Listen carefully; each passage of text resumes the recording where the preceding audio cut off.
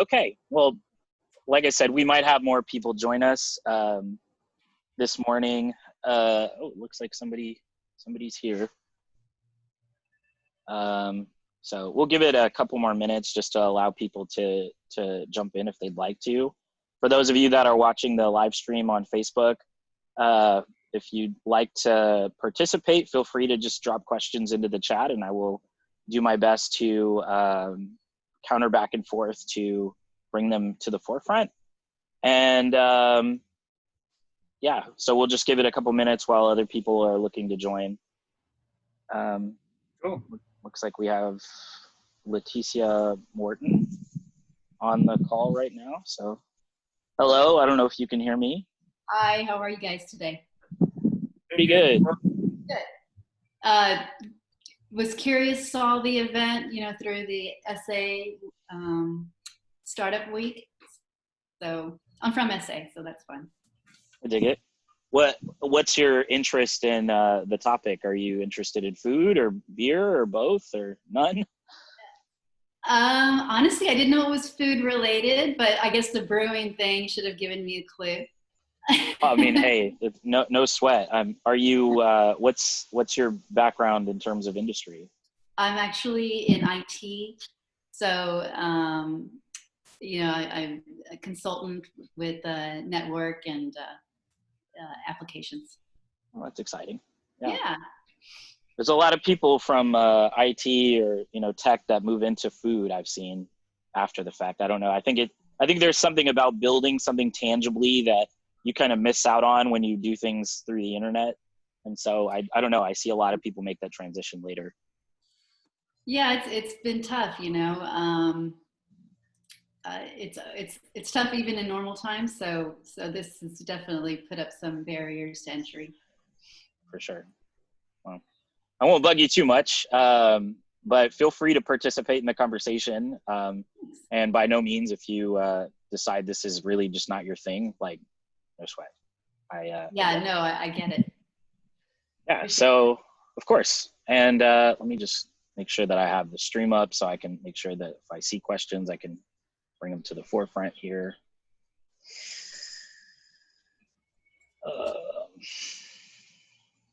Yeah, and I'm an open book, so you can ask me pretty much anything.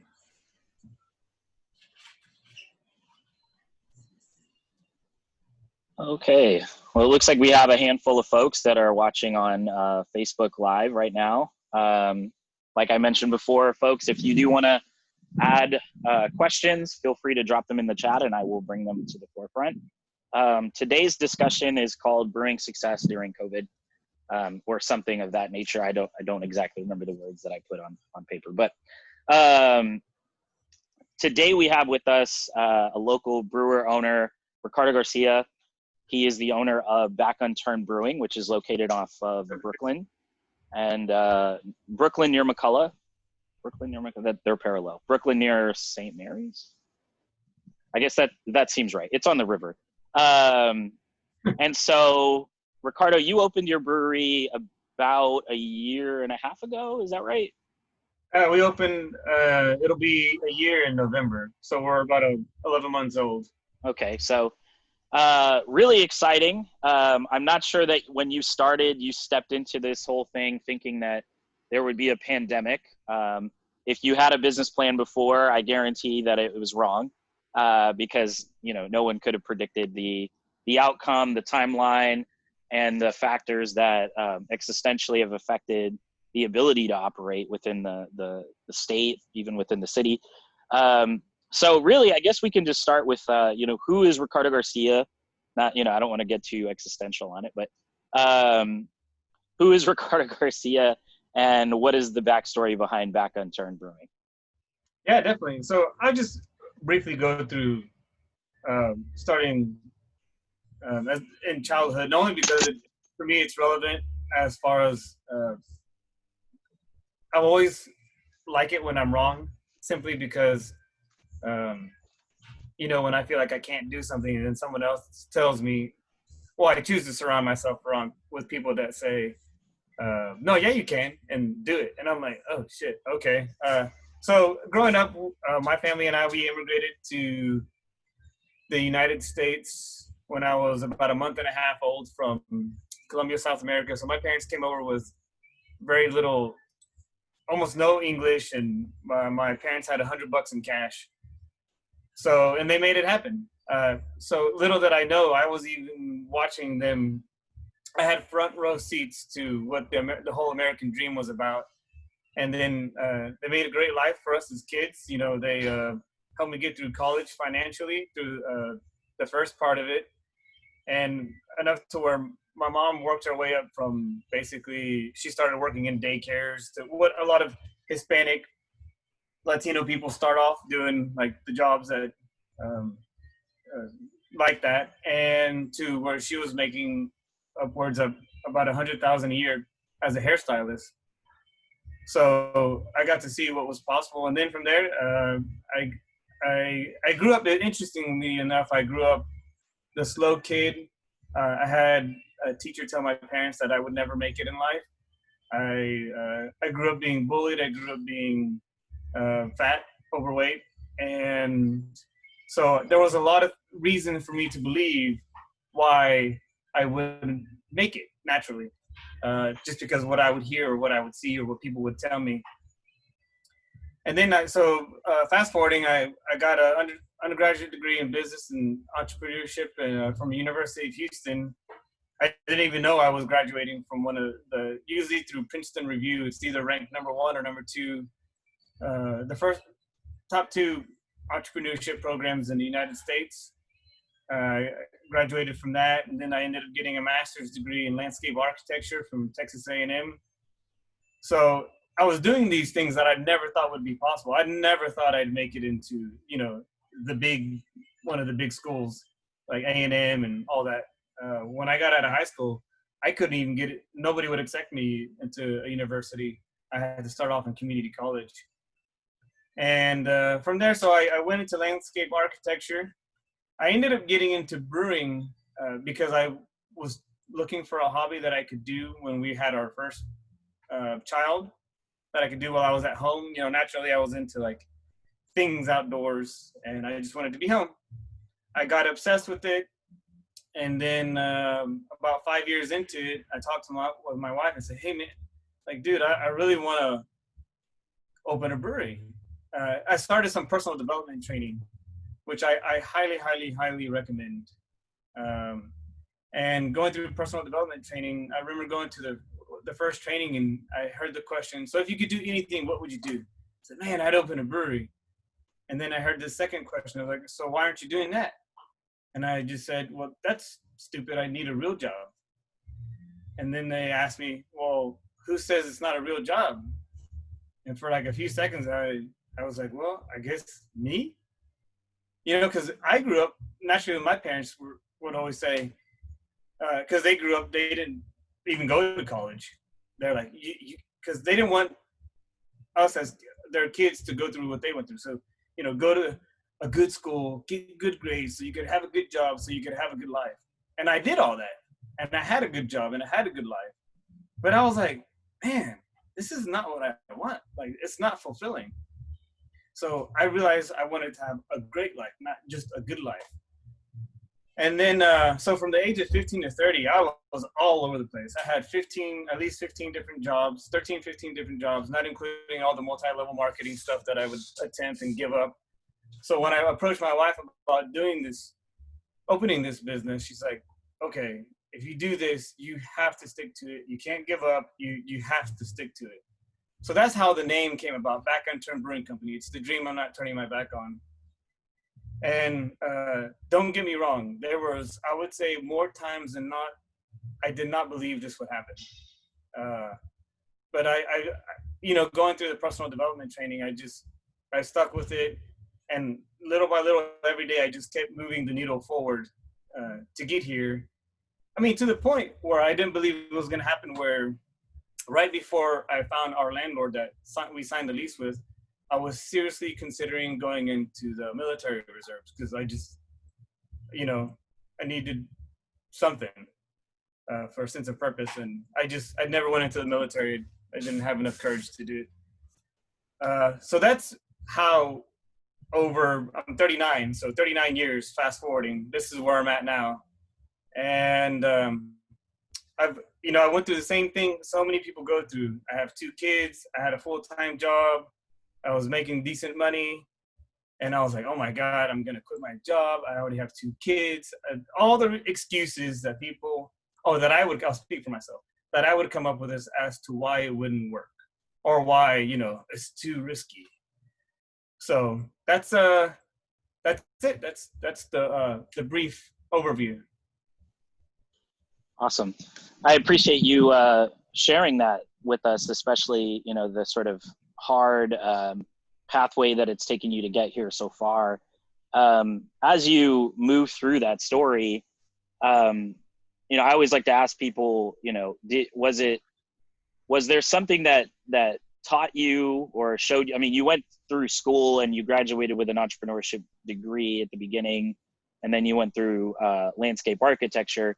Was it in your mind that you would work for yourself? Was it something that you thought, well, hey, no one else will take me, so I guess I have to do it by myself?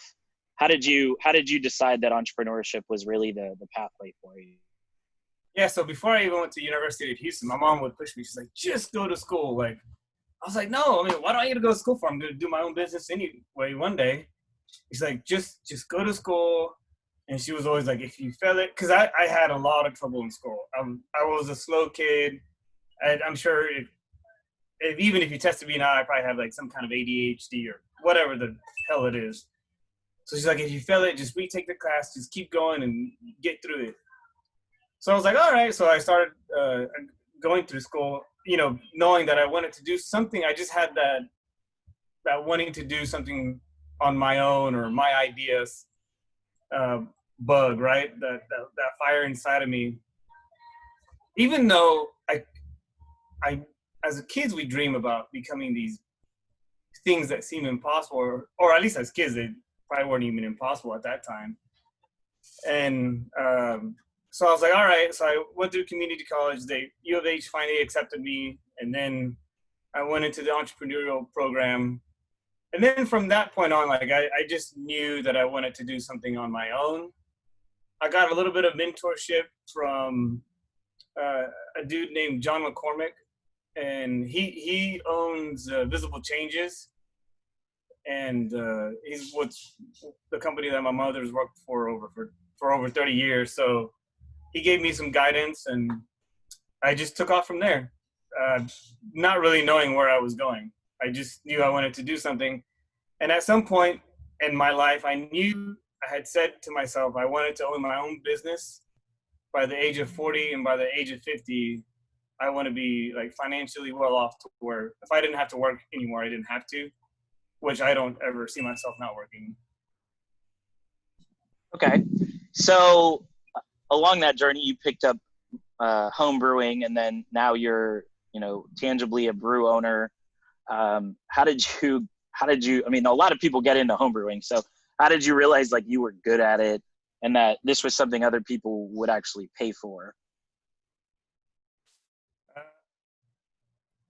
So I'm very, very detail oriented, and one of my strengths is the process of brewing.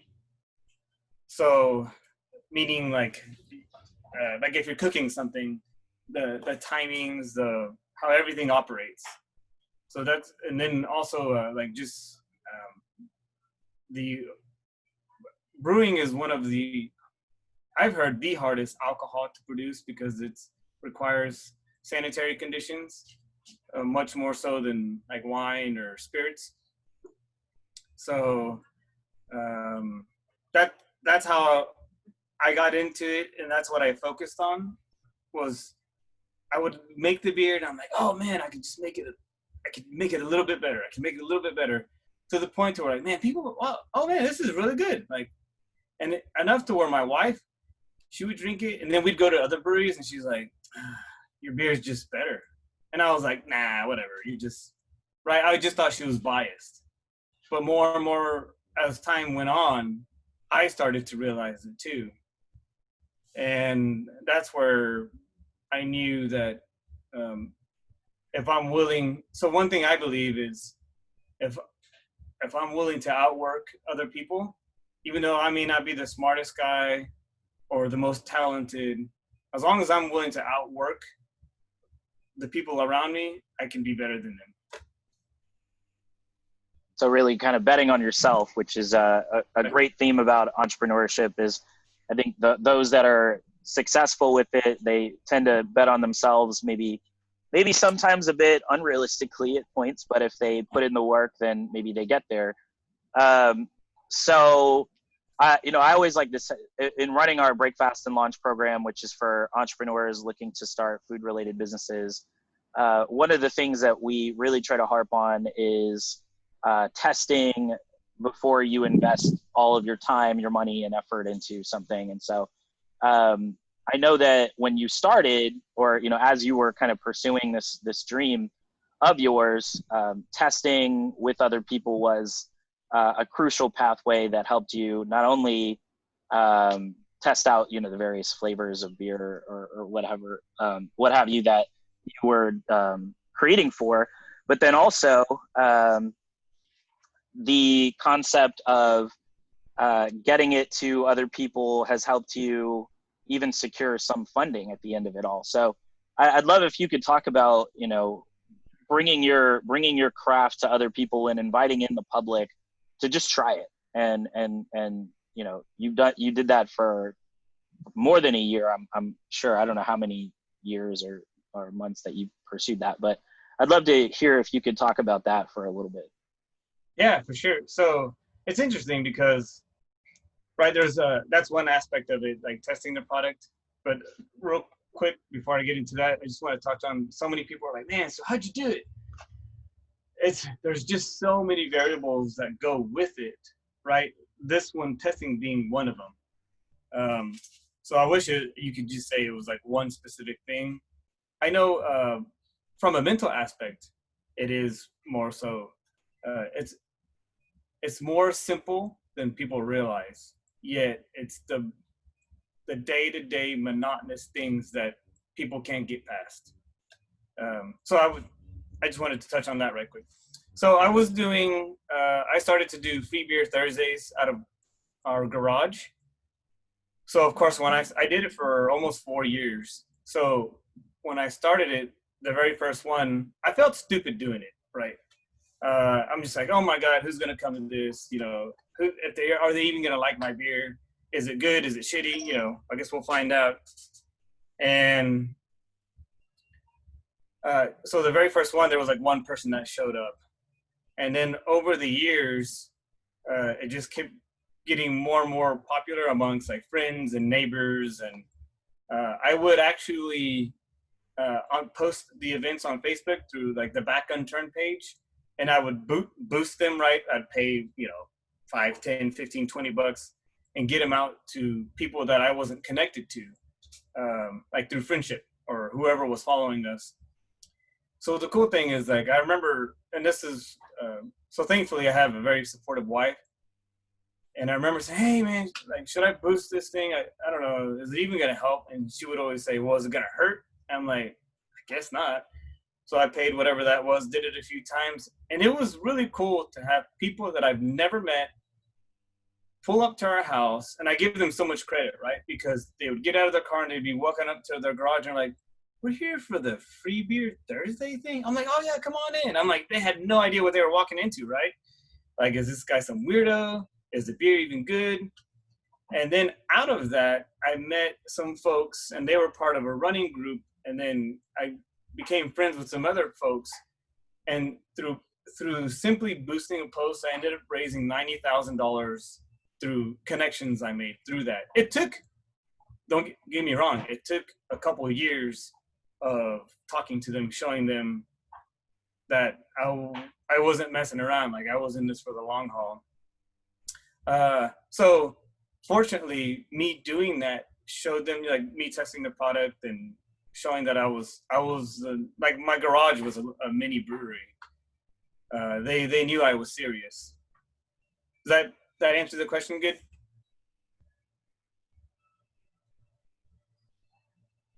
Hello? Yes, it does. Sorry. Okay. Yeah, no, that's I really appreciate you sharing that, because getting it out there, I think, is one, and then sort of the insecurity of, will they like it? Who's going to show up? Like, this sounds crazy. There's a lot of stuff that goes in with that I think is,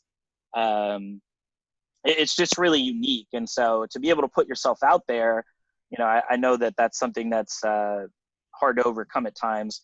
Would you say that you're more of an extroverted person, or was that a really hard thing for you to overcome yourself, is just saying, like, hey, I guess, like, we'll just put it out there and we'll see what happens? Because you said it was crazy, and there was some questions of doubt there at the beginning when you talked about it.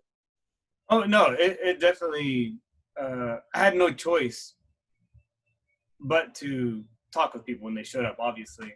So it definitely helped in that regards. And then also it helped me refine right? Like, hey, my name is Ricardo and I do XYZ, right? And I still have, like, I see myself as more of an introverted person, because one of the guys that works here, our general manager, Carlos, he's always like, Ricardo, remember, like, go out there and, like, meet the people at your tables. Like, they want to meet the owner. Dude, I hate doing that. I get scared doing it. So I still have that fear. So it's not like it totally went away. Like, I go out there and I'm like, I'm afraid of that rejection. Like, I'm gonna go out there, hey guys, how's it going? This place sucks. Like, I don't know. I'm still scared of it. That's yeah. Well, I mean, it's great that you're putting yourself out there and willing to get that feedback from the community. So I guess let's fast forward to actually getting your place open.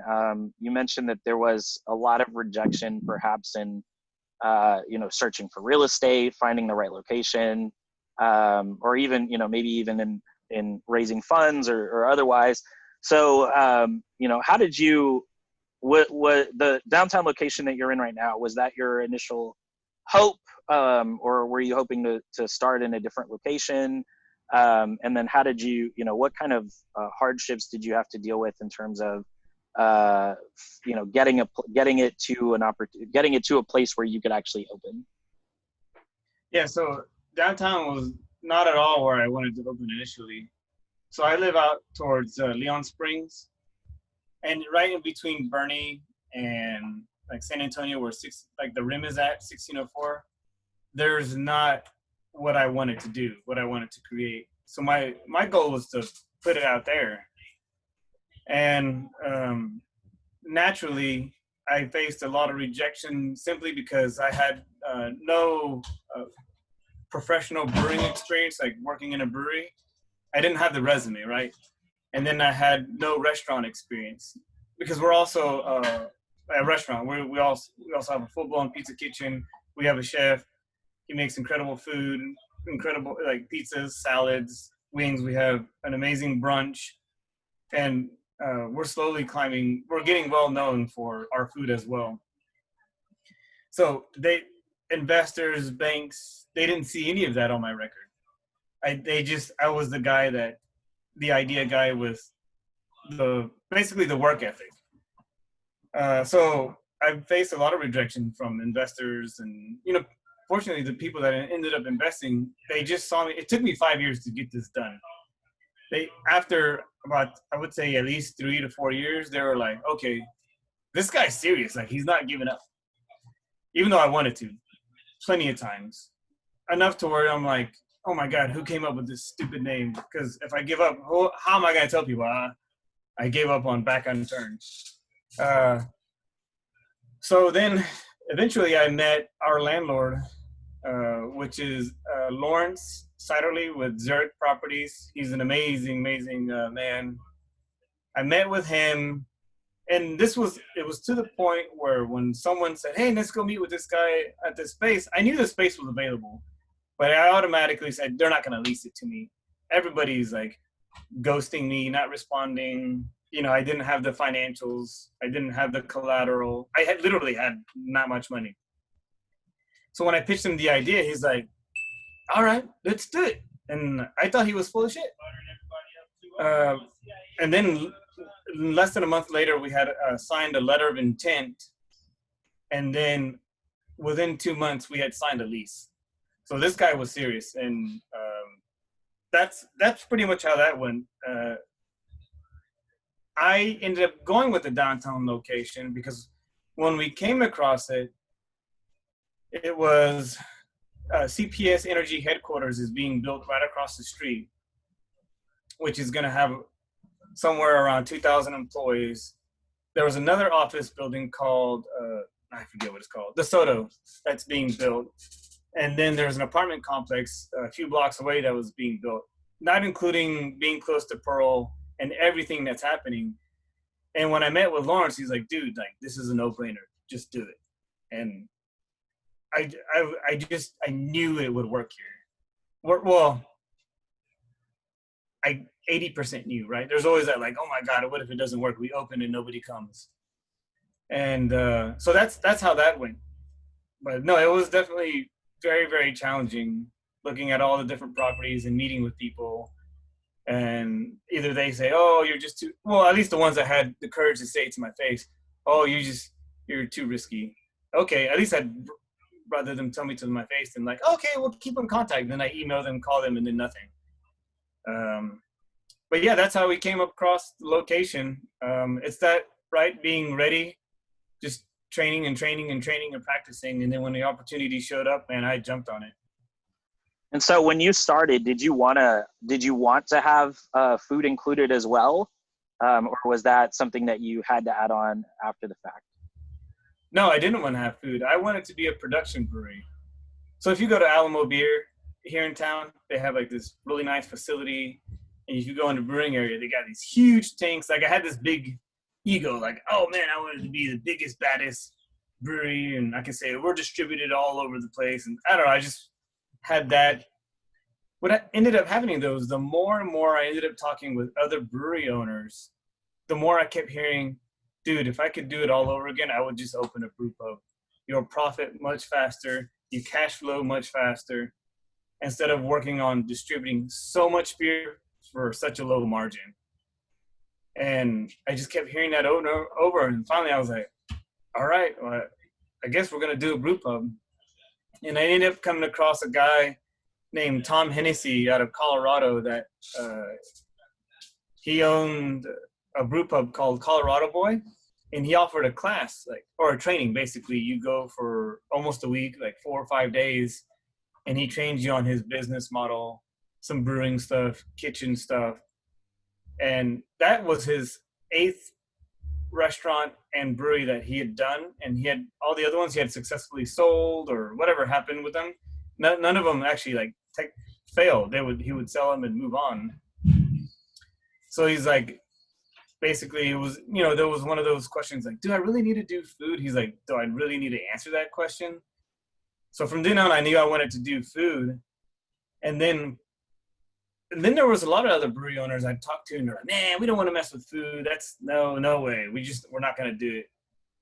And finally I was like, dude, I'm learning more and more to be willing to do what other people aren't willing to do, which also obviously having food basically helped us, saved our ass through COVID. So I did not want to do food in the beginning. I had a totally different business model. And over the years, I had to keep scaling it back because initially I wanted to open up a $5 million brewery. And then it turned into, well, let me scale it back and show investors that this is possible. And it went from 5 million to 500,000, like scraping pennies to get this thing open. And so you started the brewery and added food, and I mean you picked pizza, I guess, or I don't know how you pick pizza, but how did you pick pizza? Yeah, so when I met with Tom Hennessy, naturally every Friday with the family we would do family movie night, so we always made our own pizza. It was just one of those like, hey, we just want to make our own dough, and we'd go through the whole deal of making our own pizza. So I really enjoyed it. And then when I met with Tom Hennessy in Colorado and was going through training, he's like, you either want to do from a profitability standpoint, you either want to do Italian food like pizza or something like that, or Mexican food.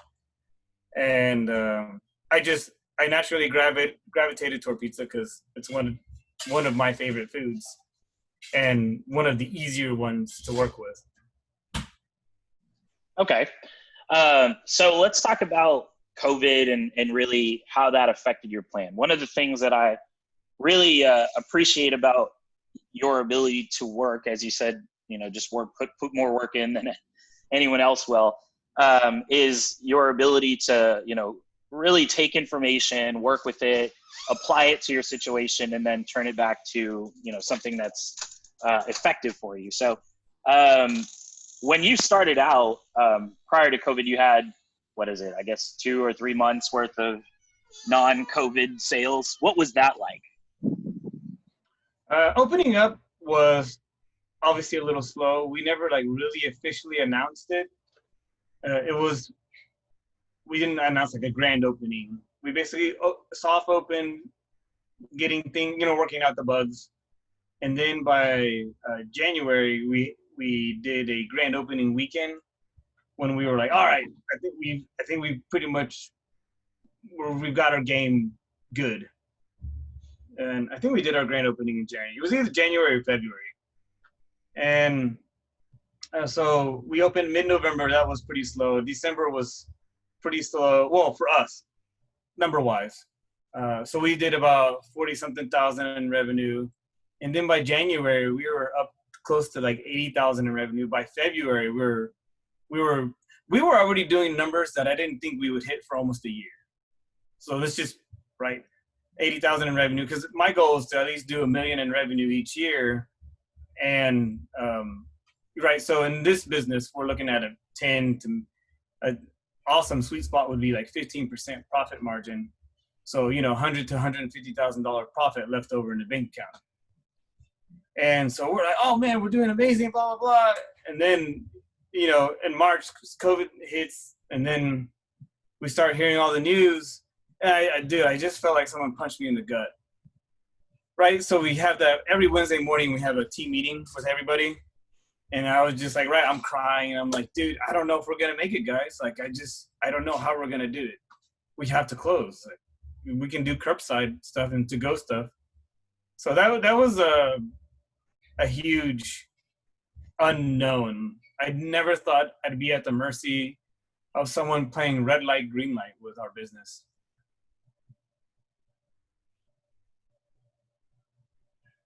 And when you say red light, green light, what are you referring to? Are you referring to the opens and closures? Yeah, you remember the game as a kid when you're red light, green light, and you're moving, and then when someone says red light, you have to stop. That's what it felt like. Someone's no, you have to close. And we all have our opinions about COVID, and I just was not happy about the situation. So I guess, so you're bring it back to that moment. How did you solve out of it? How did, what was it? How did you figure out what would work? And I know that we've talked a little bit before about how having the brew pub license and your estimation on food versus alcohol sales were, it was sort of, kind of a lucky bet on the split, and that enabled you a little bit. But yeah, right. How did you figure out your way through it? Yeah, so going back to the food, the licensing with TABC, that was the arbitrary line they picked in the sand as to who could be open, because they basically said all the businesses that sell alcohol that have the 51% sign can't be open. And 51% was actually something they implemented years ago to protect bar owners, meaning that at 51% of more of your revenue is from alcohol sales, a patron can't carry their firearm into the bar, right? So nobody gets drunk and does something stupid. So that's what they were choosing as to who could be open and not be open. Now, when I applied for the license, I went with Tom Hennessy's suggestion. He's like, you may be doing about 60% food, 40% beer, is what we do. You may be the opposite, we don't know yet, but just start with that and see what happens. At least for calculating numbers.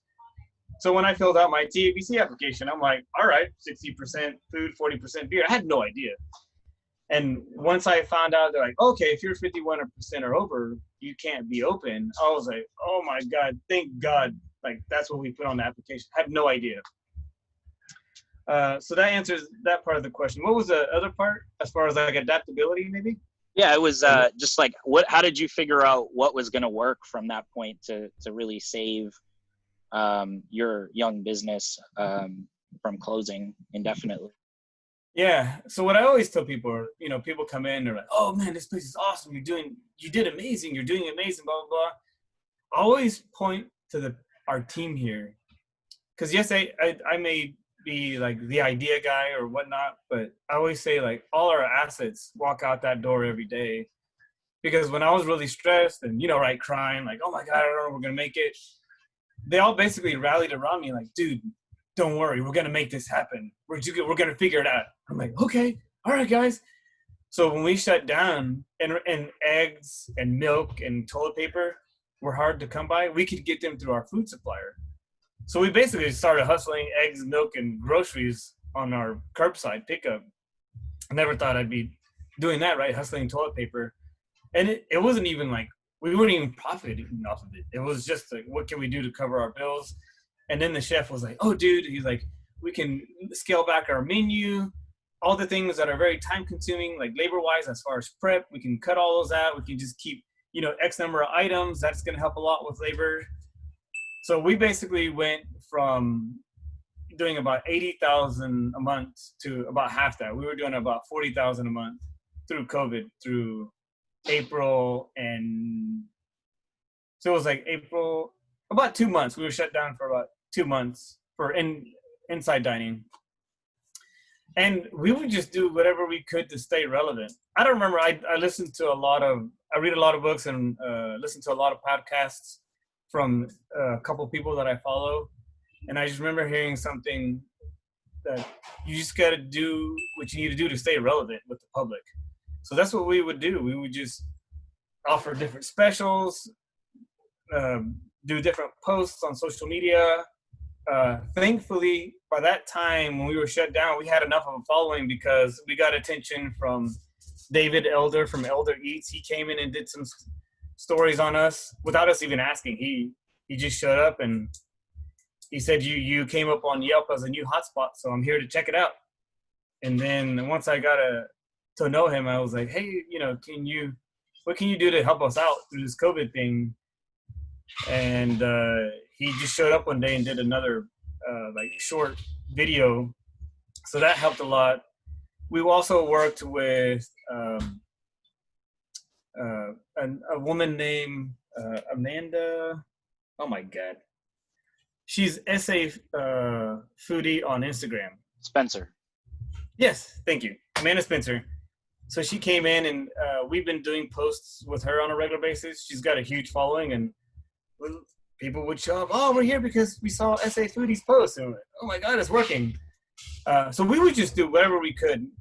And the reason we would do that is also one thing I learned is from my mentors and my coaches and all that stuff, all this personal development stuff is when you feel, for instance, time, if you feel like you don't have enough time, most people will just say, oh man, I don't have enough time. I don't have enough time. I can't do that, blah, blah, blah. Be a freak about that thing and give it away. So if I feel that, and where I'm going with this is when I feel like we're strapped for cash here, it's like, okay, that just means we need to up our spending even more and invest it in things that I feel like are going to give us a return, hopefully, right? So that's what we would do. We would invest in different attempts to get attention, whatever we can do to get attention. And that's basically what we were doing. We're right on the Riverwalk. So we would have people go out on the Riverwalk and pass out little flyers. It was whatever we could do. It was literally a day by day thing. Yeah. So during that time, did you have to how did you enable your staff to help you? Like what were their contributions to, aside from, building you up, which obviously is important, but how did they really help you get through it? Oh man, ideas, right? Hey, we should. What about this idea? I'm like, I don't know. Test it out, see if it works. So basically, I always give people right when someone comes to me with an idea, I've learned I always say, "Oh, cool, I like it. Thanks for volunteering," and I let them take the lead on it because as much as I wish I could do all those things, there are certain critical things that I want to stay focused on to do my part, what I feel my part is in the business, and I let them take the lead on that and go do that. So if they say, "Hey, I think we should go on the Riverwalk and pass out flyers," I said, "All right, well, there's a computer, make a flyer and go pass them out." Like, and so I think they got a lot out of that. They felt empowered to contribute. And of course, we would always have those employees there's always the employees that either they're not happy with the situation or their hours got cut. Because, we had to cut everybody's hours. We never had to lay anybody off through it. People just ended up, either they quit because they didn't feel comfortable working. Right, I would tell them, say, "Hey, like I'm not going to force you to work if you don't feel comfortable working. And we're going to stay open. So if you want to work, you're more than happy to work. If not, no judgment, you can go. But I'm going to keep on going. So if you want to stay on the train, come on with me." So at the time, especially early on in sort of the COVID situation or pandemic, there were a handful of different programs that offered levels of financial support and otherwise, or coaching and what have you. Were you able to take advantage of any of those, or did you steer away from them, or how did you navigate that?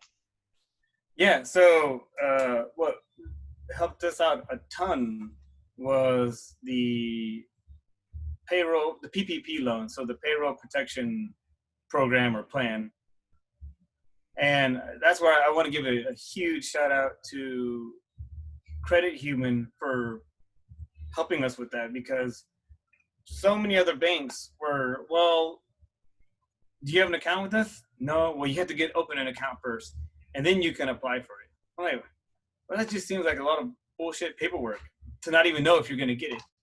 So, and I don't know how many, I was calling all these banks, and right, I had a buddy of mine that is also a business owner. He's like, "Dude, you need to get that loan. Go get it. Like, you should have started this 2 weeks ago." Right? Because I was like, we're not going to get it, But he really pushed me, thankfully he really pushed me to go apply for it. So when I got in touch with Credit Human, they're like, "Oh yeah, you just apply for the loan. And if you get approved, then open an account and all that. We're not going to make you to open an account and do all that." I was like, "Oh, okay." And I applied, and next thing you know, within, I think it was like 2 or 3 weeks later, we were funded. So we got about a month and a half to 2 months worth of payroll to help us. So then what happened there is, once we got the funds, whatever people were making back in January and February, I back paid them what they would have made in those months to help make up, help them pay their own personal bills and stuff like that. So that's the main thing that we took it. All the other ones we actually didn't. There's a number of them we didn't qualify for because we didn't lose enough business, which is a good thing. I know that Bexar County was doing something, or City of San Antonio was doing something, and we hadn't lost enough revenue business to qualify for it. Okay.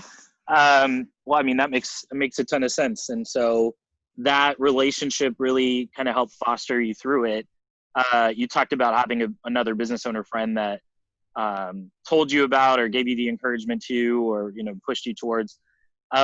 What other business owners, or how else have you connected with the community during this time to figure your way out of what the situation is right now? So I always do my best to, if people are let's say, scared of one thing and they're running away from it, what I'm learning more and more is like, okay, there's something about that. They're running away from it. I'm gonna run towards it. There's an opportunity there. So naturally, a lot of people were like, "Oh man," and I've been drinking a lot, and I got caught up in it too, right? So like that first month or so, like from March into April, I was, of course, there's more beer than I could ever drink here in my life. I was drinking more and just being stupid and getting caught up in that. And I said, you know what? I need to be on my A game here. And I had met someone, he goes by Coach JT on Instagram. And I met him on one of the Launch SA deals that we went and participated in. And I said, you know what? Like cash was tight. So I'm going to go train with this guy and I'm going to pay him to train me to exercise. And I'm going to get fit. And I'm going to steer away from all these excuses as to why COVID is ruining people's life and push. And thank God I met this guy because we both push each other. And he's been a huge help. We just encourage each other. We've been like participating in events together now. And what else? But yeah, I mean, that helped me a ton, connecting with him and exercising and getting more and more fit. And since then, I've stayed on the exercise train and becoming more and more healthy in the direction I want to go with that goal. And Coach JT and I are teaming up more and more on different events. And we catered one of his workout events. So that was really cool. I never thought that was coming down the pipeline. I would connect with a couple of different breweries around here, ask questions like, oh man, like how are y'all handling this? And we kind of share different things as to what we were doing to pay bills basically and minimize, because it's natural to become negative when you go through something like that through COVID. It's a pretty shitty thing to go through. Does that help answer that question? Yes, it does. Well, I mean, that's, it sounds like, I'm not going to say you have it figured out, but it sounds like you have a methodology that has really worked for you, that's really kind of empowered you to see beyond what limitations you might have at the moment and kind of push through them. And you mentioned early on going through professional development was really strategically important to you and has benefited you a lot. What would you say are maybe some of the key takeaways that you learned that have really stuck with you? Number one, personal development is the main thing is awareness. As soon as you go through it and you realize what you're thinking, why you're thinking it, and how you thought of that, you have no excuses, right? Because for me, the one thing that I've learned is I would always hold myself back because I was afraid of what people would think of me. Now I'm learning more and more to give a shit less what people think of me. Right? But I still tell you, like, I'm afraid to go I still do it. But I get really nervous to go out to the tables in the restaurant part of it and say, hey guys, how's it going? How are you enjoying everything? I think, give me maybe another year or two and I'll get over it, mostly. But it's really the awareness, because now it's like I even tell the people here that work here, like, I really don't care if you like me or not. I'm not here for you to like me. I'm here to help you. And I want you to get where you want to go. And this can either be like a stepping stone or a jumping stone. And we have some people here that are just truly amazing. And like I tell them, I'm like, hey, look, like, you're really good at what you do. You have an amazing work ethic. Your attitude, everything about you is amazing. And you could go anywhere and do this. And they probably maybe even pay you more. I just hope it's with us for a long time. Like, that's how much I appreciate you. And, but going back to the personal development, it's really awareness and learning that people want to, right? So the fitness thing and business are almost, they're so relatable, right? So I spent almost most of my life becoming unfit and gaining weight. But then all of a sudden I want to like change my life in 90 days and and and my life be forever changed. And it just doesn't work that way. It took me 3 to 5 years, or actually 5 years of personal development training for it to become uh, just like you tie your shoelaces or you drive. You just do it without even thinking about it. You catch yourself saying things like, if I say I'm trying, right, then there's no trying about it. We either do it or we don't. If we say maybe or hopefully, I'm not going to hopefully and probably get my way there. I'm going to get it done. There's so many different things that go with it, to the point of different techniques that I learned, tools that I learned, from vision boards to all the cheesy shit that you teach. It actually works. It's just so many people, it's a weird thing. They don't want to look at themselves in the mirror and be gut level honest as to what it is that's holding them back. It's either like they're skeptical about it or they're just like, nah, I'm good. Like, they want to be like the Corona commercial where they just want to like get enough work done and live the chill life. That's not me. Like I would actually want to become very influential, famous, rich, all that stuff. Because when I become all that, that's just that many more people I can help to show them what's possible. So personal development I highly recommend it. I understand it's not for everybody, but it's definitely for the achievers, entrepreneurs. Okay. So looking at the business now, and thinking about, really Corona is still somewhat indefinite in terms of when it'll end or what normal will be at some point in the future. But how are you positioning the business now compared to how you thought you would position the business? And what do you think, what do you think the strategy looks like for you now moving forward, call it a year into the future? Oh, man, yeah. So the one thing with going through coronavirus is also I've learned that there's going to be a lot of people that walk away from this that use it as an excuse. Oh, because COVID-19, my life is messed up. And if you're hearing it and it hurts, I apologize. But there's always going to be something out there that happens, whether it's like a family member that passes away or this person gets sick or whatever it may be. Because I ask myself these serious questions going through this, right? If I'm in the process of opening up this business, right? So I always take myself worst case scenario. If like one of my daughters passed away, am I still going to keep doing this? And I'm like, hell yeah, that's even more of a reason for me to keep pushing forward. So the other thing that I learned is going through COVID is all it did was expose the weaknesses in my business plan. So that's where we would adapt or change or do whatever it was. Now, strategy-wise moving forward, it's interesting because like I know that my goal is to have 20 or more locations in the future.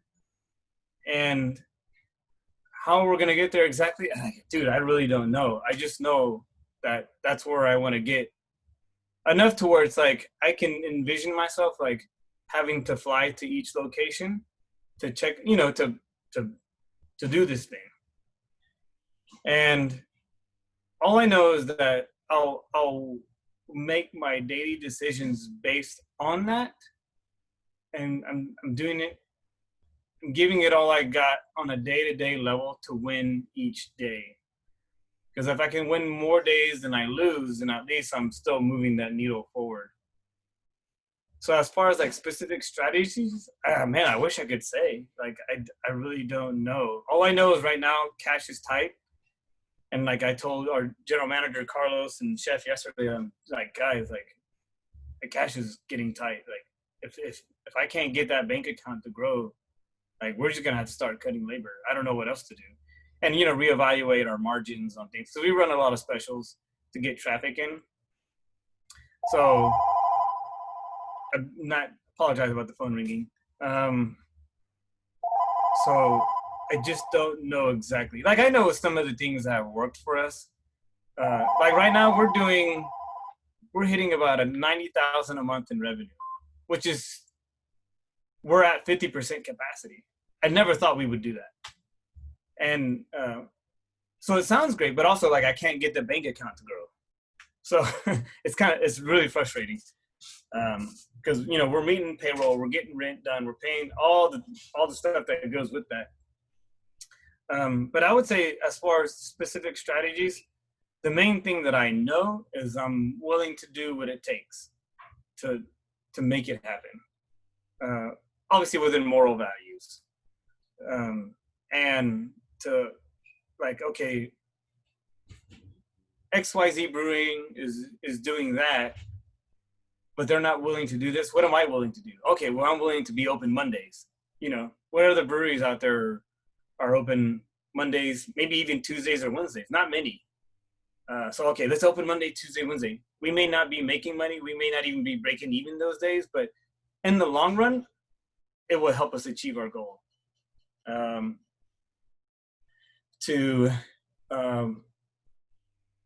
Really working with the people here is also getting them to buy in to my dream of the business dream. Because what I always do is tie it back into their personal dream. Because I strongly believe how we do anything is how we do everything. From like, how well do you do the dishes? Do you take pride in doing the dishes? How well do you clean the floor? Do you take pride in cleaning the floor? Or either like, that's good enough. If you're like, that's good enough, guess what kind of life you're gonna have? That's good enough. Guess what kind of business you're gonna have? That's good enough. Or you may not even make it. So it really ties back to the personal development stuff. Those are my key strategies that I know have helped me get to here. They've helped me get open. They've helped me survive through COVID and still move forward. So I know I'm all over the place, so let me just summarize that, if you guys want to take notes. So for me, it's always like, what am I willing to do that nobody else is willing to do? And that's usually outwork people, right? So it's as simple as I watched The Last Dance from Michael Jordan. And I remember the one huge thing I took away from watching that documentary was if they told him to do 10 reps and exercises and weights, he did 14. So I'm like, okay, I'm just going to do 3 or 4 more than everybody else. That's how I think of it. And that's what's really helping me the most is doing that.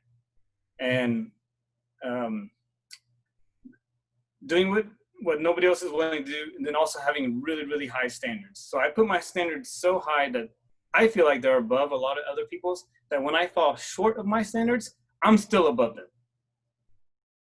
And then also with our team here, the people that work here, is getting them to buy into the dream to where they connect with it in their life. Like we have, one of the ladies here wants to be a flight attendant. Of course, with COVID, so many of the airlines are limited in what they're doing. So she's working here to become a flight attendant. And just her work ethic and all that, I'm like, dude, you're going to be an awesome flight attendant. Once you start working, I'm just going to go on a flight just so you can serve me because you're awesome. There's different people that have different goals. Some of them want to be with us long term. Some of them want to go off and open their own brewery. And I want to help them get there. And I feel like that really helps us a lot because they're working here and their work ethic is based on it. They take it very personal. I don't know what else to add to that right now. No, I think that's really good. And it's actually something that I did want to bring up and talk about a little bit is It sounds like the way that you treat employees is almost familial in a sense. You're really encouraging them and hoping for the best and trying to even, support their journey outside of, your sort of coinciding time together. Right. How did that come about? Like, what is that based on? Is that just how you operate? Like you want to treat people well around you? Is that kind of the part of the mission of the business in a sense? Or, I guess it sounds like it's working out really well for you to treat your employees that way. Just, I guess, how did that come about? Yeah, so with back Unturned, it's the dream I didn't turn my back on. So when you come inside, you'll see the mural on the wall and you see the little quote at the bottom. And I would be hypocritical to not encourage people to do the same. So if someone comes in and says, man, I want to open my own brewery one day, and we have a couple guys like that, that's how I coach them and that's how I push them, right? So when they are, let's say, either meeting or exceeding the standards, I'm like, dude, that stuff that you're doing right there is going to help you a lot. Like, keep doing that. Or when I don't meet the standards, I'm like, so how would that help you in your brewery? And, after like a moment of self-reflection, they're just like, well, it wouldn't, right? But my thing is, it goes, treating people well. And it's not for everybody, because I push people if they want to be pushed, if they want to be coached. Or at least when they say, I want a certain thing, but their actions don't line up with what they're saying, they're not walking that talk, that's where I'm like, dude, what are you doing? You said you wanted XYZ, but you're doing this other thing. That doesn't even make sense. We've had people quit. Like, I push people a lot.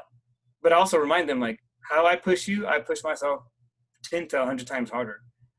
And because I want them to win. I didn't know how to articulate it before, but when I watched The Last Dance with Michael Jordan, there's one part in the documentary where they're asking him a question, or they said something to him. If you've seen it, you know what I'm talking about, where he is asked the question like, hey, so like a lot of that you've been around may have seen you as not so nice, or, can you speak on that? And he actually gets emotional. He stops the interview. But going back to his point, he says somewhere in there, he says, I want to win big. And I'm just very competitive and I want to win big. And all I want is the people around me to win too. So, and that's the same thing that I want, man. I want them to win. I want to win really big in life. And I want these people to win too. We have someone that works here. Her name is Brandy. And she has Fine Line cookie design on Instagram, and she makes these amazing cookies. So, right, that's what I push her, at least for now, unless she changes her mind. That's what I push her for. So it came up where it's like, hey, Ricardo, I can't work during like the Halloween week very much. And I was like, oh man, what's going on? You're like, are you quitting? Like, I got scared. She said, no, I just have a lot of cookie orders.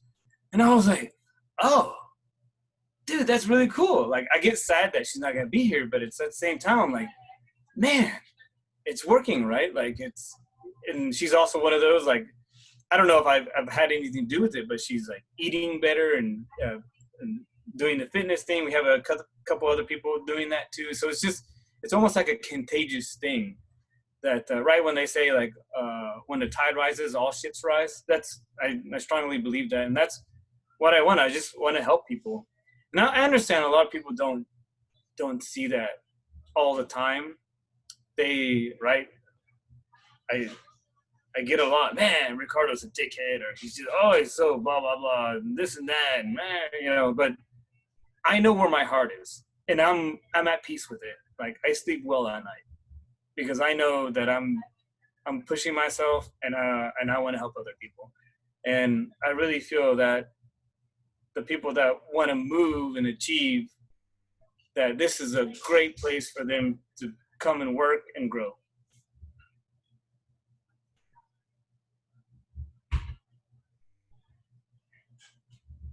Awesome. Thank you, Ricardo.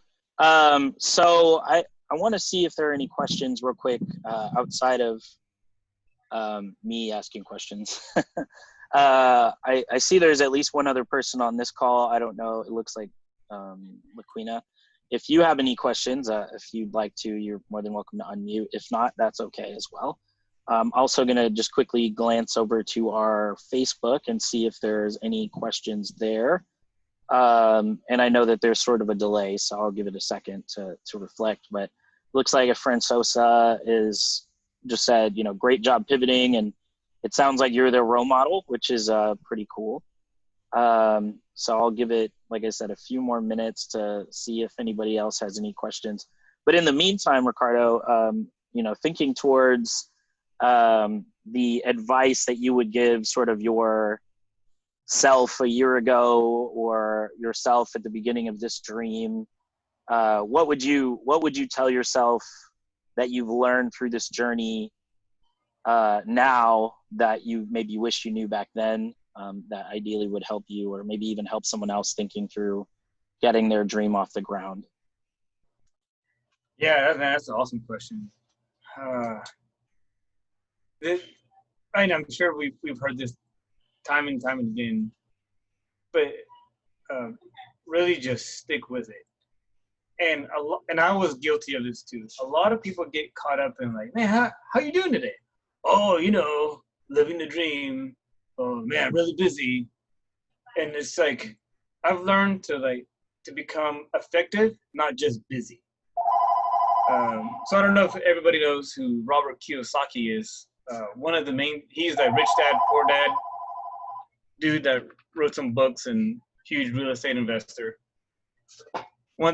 One thing I remember from him is what called out to me, because I knew it was true, is a lot of people stay lazy by staying busy, right? Because they don't have time to make the big shit happen that really matters to them. So stick with it. If I were, you know, a few years ago, or stick with it and be effective and create results, not just be busy.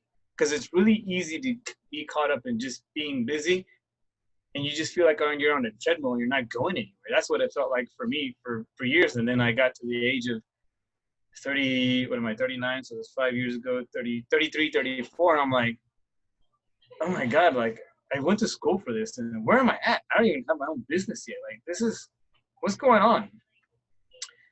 That's what I've learned is being more result oriented and achieving those goals, because a lot of people create these like realistic goals, and I highly encourage you don't do that, because if they're realistic, how is it even really a goal? It's like learning to go for things that you feel are impossible, yet that are still attainable. It's still possible. And then not choosing your goal. A lot of people will say, okay, well, I'm going to choose a goal. Let me, what do I need to do to figure it out to make it happen? They're like sitting there trying to figure it out. And they're like, oh, okay, because based on my life circumstances, I'll choose this goal. Whereas I've learned I just pick a goal and then figure it out. And that's, I would strongly encourage you to do that, because, right, you know, I'm going to open a brewery, and then like, why? You never brewed, or not never brewed, but you don't have professional brewing experience. You never even worked, you don't have restaurant experience. And she's like, I don't know, I'll figure it out, right? And so when people would tell me no, I mean, don't get me wrong, man, I was discouraged. I got depressed, and I went through all that stuff. And it was just, I had to remind myself, you know what? Right? I won't say it, but like, it's okay, Ricardo. Screw them. They don't know you. Like, they don't know you. So I went through a lot of like,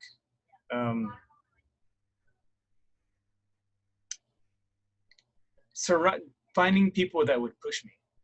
So that's also the other thing, right? So goal setting, sticking with it, surrounding yourself with people that push you. Not because I would hear it a lot, like, man, Ricardo, like, why do you work so much? Like, take a break, you know? Like, dude, how come you're not spending so much time with family? Like, I understand, like, but I gotta show my kids that this stuff is possible. And, right, like, I know that I'm sacrificing certain areas of my life here to have that much more life in the future, where I think a lot of people they want to just stay comfortable. So I've become comfortable with being uncomfortable. I know if I don't feel uncomfortable, something's wrong. I'm not pushing myself. So that's what I would, a year ago, 2-3 years ago, I would tell that Ricardo. Great. It looks like there is a question through Facebook Live. So how often do you review your business plan or strategy to understand what is working and what is not working? Oh my God, like almost every day. And it's a weird deal right now because we opened, COVID hit, and now we're like coming out of COVID. So I don't have this data of trends that like, oh, I know that during this time of the year, this is gonna happen. Because we'll have one Monday that's really busy, the next Monday that's like super dead. And I'm like, what is going on? Like, okay, so it's like, what do we need to do to get attention? So yesterday it's like, okay, I know these people, and let me contact so-and-so. They've got executive level buddies at CPS Energy that are right across the street. So I was like, on a day-to-day basis, I'm like, okay, we've got to do something to keep getting attention. Who do I need to call? So I know at least three different people that know high-level executives at CPS Energy. I'm like, dude, would you put in a word for us? Like, what do we need to do to get attention? So there's that part of it. Because right now it's like there's so much unknown that, what is November going to be like? I have no idea. What's going to happen after our election? I don't know. Are we going to have riots? I don't know. What's December going to be like? What's January going to be like? So it's really reevaluating on a daily basis, weekly basis. It's like we'll come up with an idea, and then we're just going to say, we don't know if it's going to work or not. Let's just execute on it and test it. And it's like, oh shit, that didn't work. Oh, okay, well, oh man, that's working. Let's keep going with that. So I would, doing this, it's right, going back to being comfortable, I could just be like, oh man, this is good. And just sit there and ride that wave. For me, I don't want just good enough. I want like what's great. So what do we need to do because you always hear the stereotype. Oh man, owning a business is XYZ. It's like being married. Oh man, you know what it's like getting married. Yeah, I'm like, screw that, guys. Like, I'm not gonna believe that. I'm gonna do what it takes to have a great marriage. I'm gonna do what it takes to have a great business, and I'm gonna enjoy it. And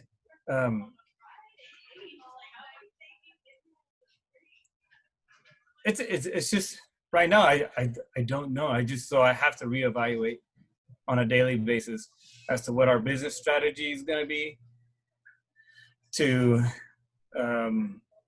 right. Just recently, so Chef makes really good ranch and really good honey mustard.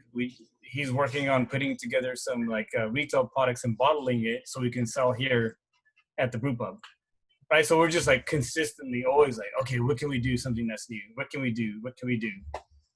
I don't know if does that help answer your question? I think so. There's usually a delay in video to Facebook, so we'll give it a minute. But I believe it'll probably help. So I know that it looks like we don't have a whole lot more time left, so I'll give it just a minute or so to see if anything comes up on Facebook. But if not, then we can go ahead and close. And if there's any questions within this Zoom meeting itself, by all means, again, feel free to either unmute or type it in the chat and we can look at it together. Okay, it looks like he said that the answer did support, so it was good. Yeah, and then go ahead. Is there a way to post my email on there if people want to email me? Yeah, I can do that. Yeah, it's really easy. It's just Ricardo at backunturned.com, and it takes me. Emails I'm really slow, but I'll get back to you. But don't hesitate to shoot me an email if you have questions. or if you want to schedule some time, like just give me some notice. What doesn't help is when people just randomly show up saying like, "Hey, can we talk?" I'm like, not right now. So, but yeah, I mean, I'm an open book. Like, I'm here to help people. I would encourage you guys to come check us out. You know, so for us, my goal is to have the ultimate craft beer experience. So when you walk in, you'll notice it's from what you see, what you smell, what you taste, what you touch, the whole experience, to like our level of service, the quality of food, the quality of beer, the level of lighting, the temperature, the volume of music. It's like all those. I'm very, very detail oriented. So come check us out. Awesome, Ricardo. Thank you so much. I appreciate you giving us your time today. And I'm, just very fortunate to have you as part of our community.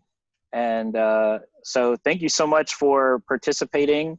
Thank you for making a difference. And I'm just very happy to have had the time with you this morning. And hopefully this will encourage a few people to not turn their back on their dream as well. And right, and then right quick, I also want to encourage you guys to go through Launch SA. If you haven't been through Venture Challenge, that's the one I won $5,000 on, right? Yeah. So I won $5,000 there through like the business pitch. Ryan helped me a ton. And then going through Break Fast and Launch and doing the other programs, Launch SA has been a huge part of me getting open. I was like so close, and they helped me get me over the hump. So just do the work. And it looks like Laquina had a question or something she wanted to say, or she was saying. Yeah, well, I didn't have a question. I'm sorry. I actually been here at the dentist's office, so I had all kind of X-ray machine in my mouth, so I couldn't speak. But I did want to listen.